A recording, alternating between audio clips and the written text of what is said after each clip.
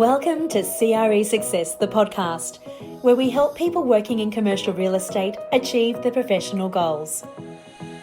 Check us out online at cresuccess.co/podcast.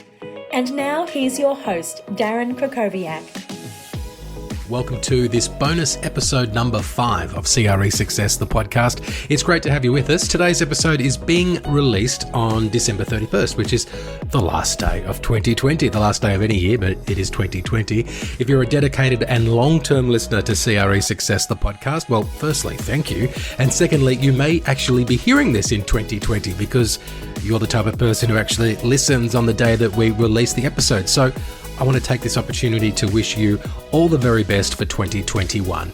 Regardless of whether it is still 2020 when you hear this or not, you may be planning on taking more personal responsibility for your own learning and growth, especially after hearing this bonus episode, because that's what it's all about. I think many people in commercial real estate don't know where to turn or don't know how to get started when it comes to upgrading their skills. Well, today we're going to hear from 5 commercial real estate professionals who are all committed to professional and personal development, and we'll find out exactly how they go about ensuring that they continue to level up their skills. As you listen to today's episode, you may be inspired to take action, but want some guidance about exactly what you should do next. Well, I've got your back. We previously released bonus episode number 3, which was a recording of the recent workshop we ran called Kickstart 2021. A couple of people have mentioned to me that they would like to watch it, not just hear the replay. Well, that is now possible. You can do that by going to cresuccess.co/2021. That's 2021. And it's all there for you. Even if you're listening to this well after the start of 2021, I'm sure you'll get a lot of great ideas about the steps you can take in relation to goal setting and achieving better results in your career by watching the workshop in the future. That website again is cresuccess.co/2021. Let's get into today's bonus episode. I'm starting with Bernie Fernandez. He's the founder of Agero Group, who I spoke to in episode 13. Bernie is very committed to learning and growing, so I asked him about when the journey in personal development started for him. Well, again, radical transparency here. It started as a kid. My family were always spiritual. I was exposed to meditation very early on. I did these meditation courses as a kid or told to do these. So I guess to answer your question, it started before I can even remember. That's had a profound effect on my life, particularly at the challenging times. But when I arrived in business, I realized something that became apparent was that the challenges that I faced in business were actually reflections of personal challenges. So again, that personal development part mixes into that fulfillment of our business, which we were talking about. And recently, I guess, another story there is that I had a really incredible experience 2 years ago with a Tony Robbins event, and since then, I guess I'm on a rocket fuel charged development path.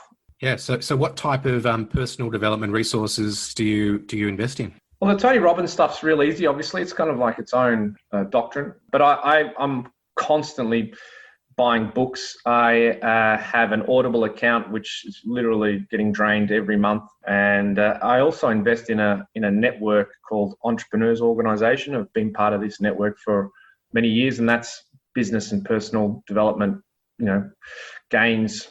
So it's never ending. To be honest, it's almost. The question almost refers to the fact that it's a separate element of my life. In fact, it's just simply integrated into everything. Every morning, every day, there's something that I'm growing into or learning.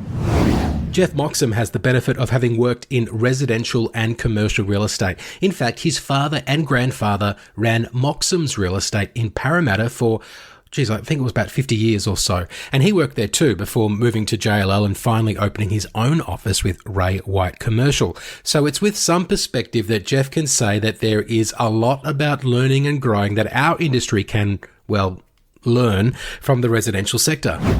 I think there's a lot of great things in residential that typically the commercial industry don't do, and I just don't know why. Agents investing money in, coaches and learning and courses, and which is just massively prevalent in the high achieving resi agents. And there's just a whole lot of other things that I saw from the resi business that typically not in commercial, that I saw this opportunity as just a really great blank canvas I call it I'm resifying a commercial business. Like, you see some of these wonderful businesses here in Ray White have got many of them 20, 30, 40 residential salespeople, and the business can forecast a year ahead how many listings how many pitches they're going to do, how many phone calls they're going to make, how many they're going to win, how many they're going to sell. Like, it's just data sort of on steroids. And I think that's sort of one of the benefits of having your own business, is you can really create exactly what you want. And that's been massively attractive for me on many fronts. I think you've touched on a couple of interesting points there. One is just how the commercial real estate industry is underutilizing data and technology, even though prop tech is such a buzzword in the industry right now. And another thing I think is interesting about residential is I think a lot of people in commercial real estate sometimes sort of turn up their noses at residential real estate as if, they're just running around dealing with emotional people, and up here in the commercial, we're doing the big deals and we're the serious players. But actually, you think that there's a lot that can be learned from the residential sector in terms of how we approach business.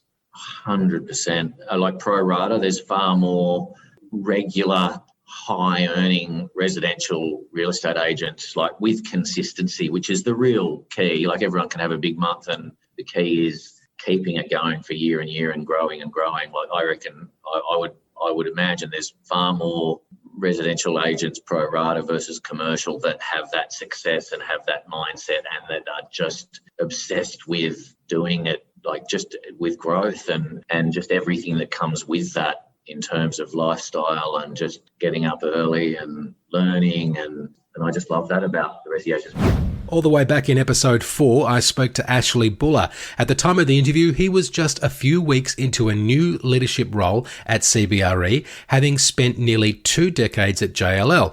I noted his level of self-awareness, which is important when stepping into a new leadership role, and I asked him what were some of the things that he specifically did to prepare for stepping into his new leadership position.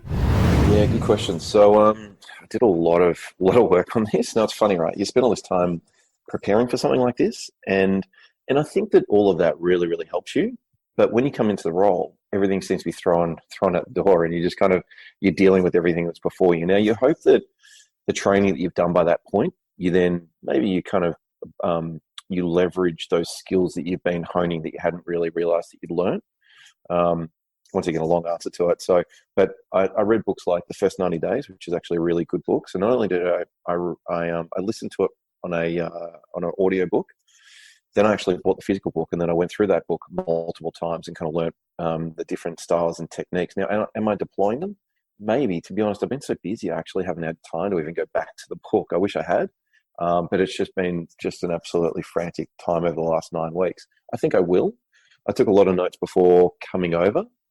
And then I read a book as well called Legacy, which is about the All Blacks, which I also thought was a really good book as well. And that talks about and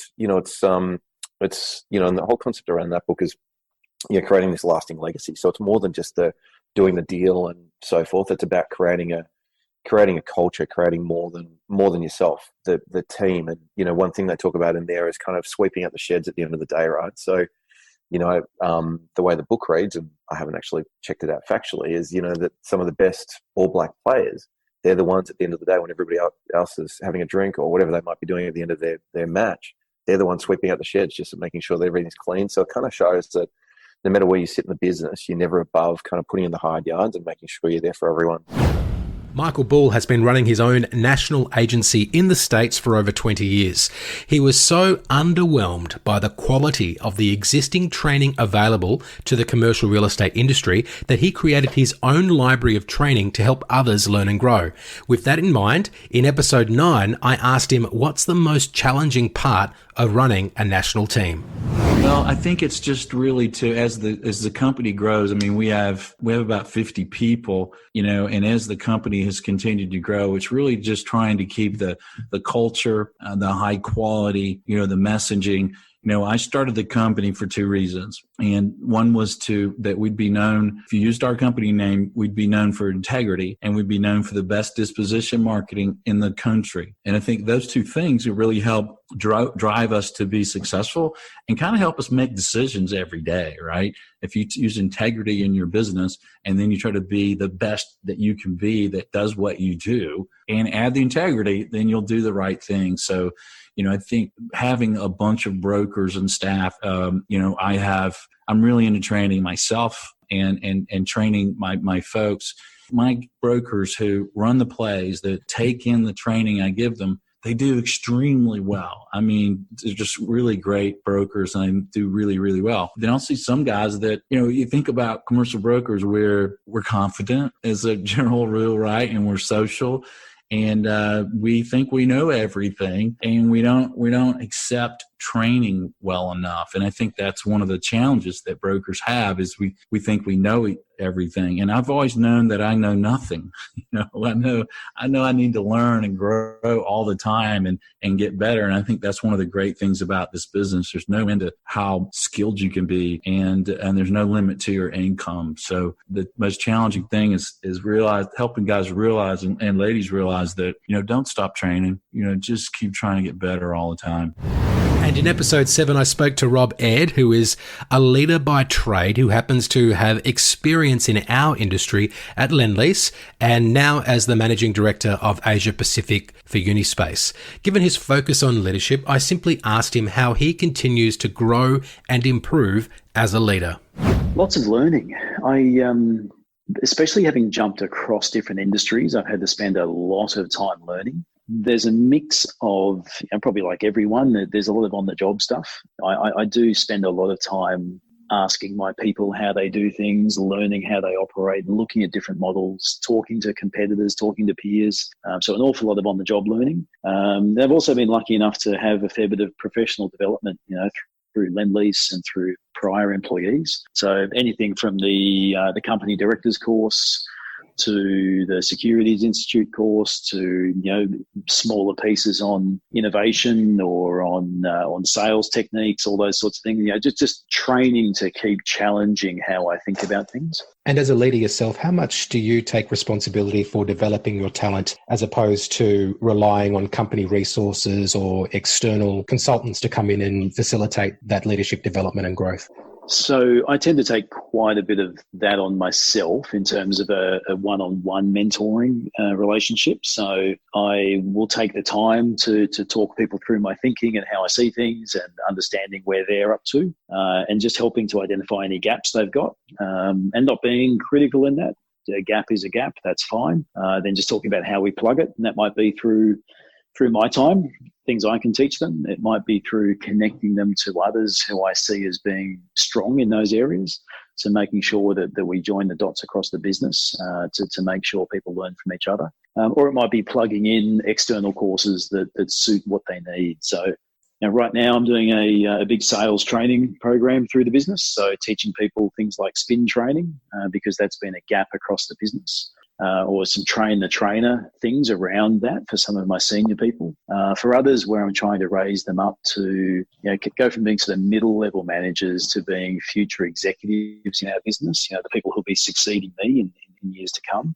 It's going off and doing things like the company directors course or an MBA to make sure they get that generalist exposure to business skills. But then I'll also spend lots of time giving them opportunities. So, for example, getting them to chair meetings or to run the monthly management reporting cycle and to be leading the reporting of those or the presentation of those results and the discussion around them to make sure they're getting, in a softer environment, the sort of exposure they need and the sort of accountability they need to start to step up into those future roles. So quite a bit of time around that. And again, more so, the more senior I get, the more I'm finding I have to spend more time in that space, and I get value for money from that time because those people are the ones doing the work. They're the ones who are training people below them. So the more time I can invest in them, the more they're investing in the business and the people below them.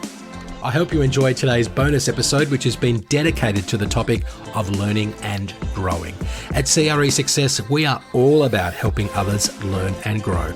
If you haven't heard our back catalogue of episodes of this podcast. Make sure you go and check it out. And if you have heard a few episodes and you like the content, one way you can show your appreciation is to leave us a 5-star rating. And if you've got a couple of minutes, you can write a short review sharing what you like about the show. That will help others in the industry discover the podcast, and you mentioning it, of course, to your peers and colleagues will also help spread the word. If you want to leave a review, you can do that in Apple Podcasts and also in Spotify. It is the end of 2020, and I'm proud that we've been able to produce and release 20 episodes of interviews, 5 bonus episodes, and even a podcast trailer back in June. That's 26 episodes released over the past 6 months. Been remarkably consistent with the content that has been put out, but this has been a project that I've done pretty much all on my own. So it's time for a short break. For the next 2 or 3 months, I'm going to focus on the new members who have joined CRE Success membership since it launched at the start of December 2020. I'm also going to take a short family holiday, domestically in Australia, of course. But that's not the end of this podcast. I'll be back in 2021 with a second season and a slightly reworked format. I look forward to bringing that to you in the second quarter of 2021.